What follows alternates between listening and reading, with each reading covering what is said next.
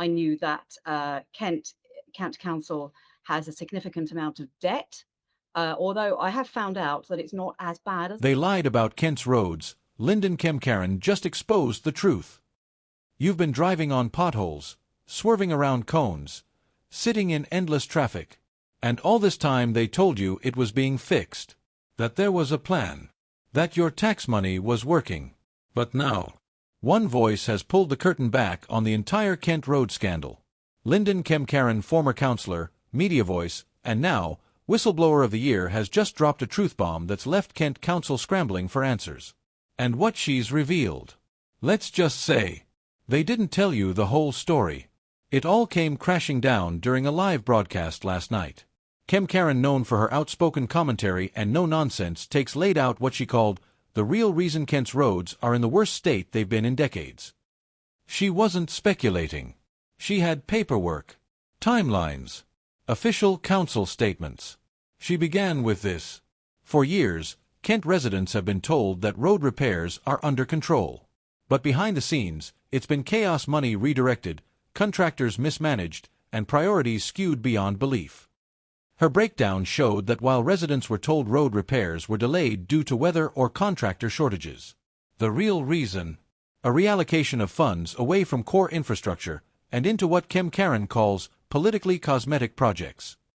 Things like public rebranding campaigns that cost hundreds of thousands, external consultancy fees for reports that were never implemented, pilot programs that got flashy headlines and were then shelved.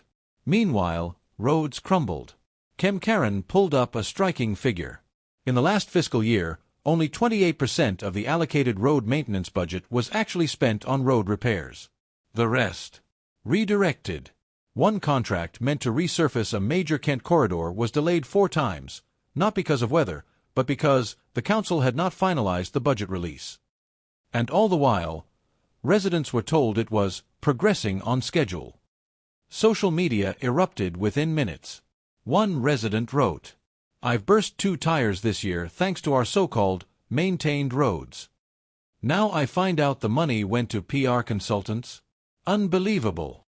Another post read, "Linden said what we've all suspected, the roads aren't broken by accident. They've been ignored."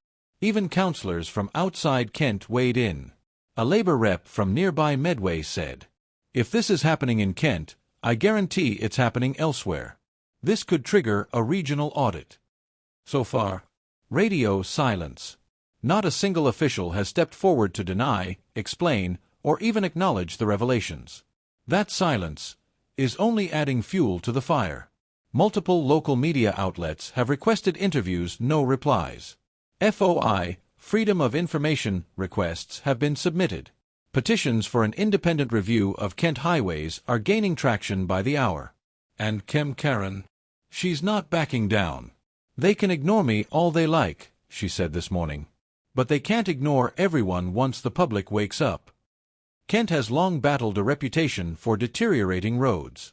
In 2022, a national survey ranked it among the worst counties in England for road condition and surface quality. But each year, council press releases claimed things were improving, pointing to small, high-visibility projects completed before elections or budget meetings.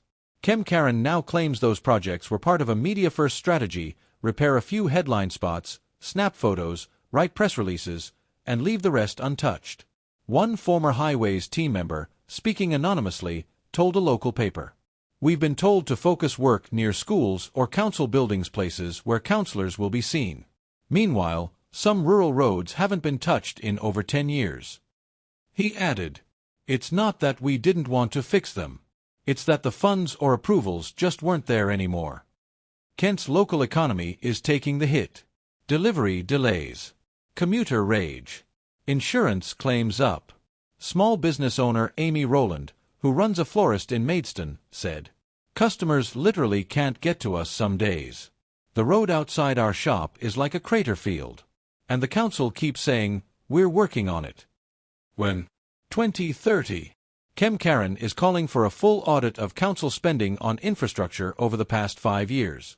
Residents are demanding accountability, not just explanations. There's talk of legal action, class complaints, and even the involvement of watchdog groups like the local government ombudsman, and political challengers, already circling. One independent candidate said, "If they lied about roads, what else are they lying about?" Kent's roads were never just about asphalt and potholes. They've become a symbol of broken trust, of political games, of taxpayers being taken for granted. And thanks to Linden Kemkaran, that symbol just got louder. So now the spotlight's on the council chambers.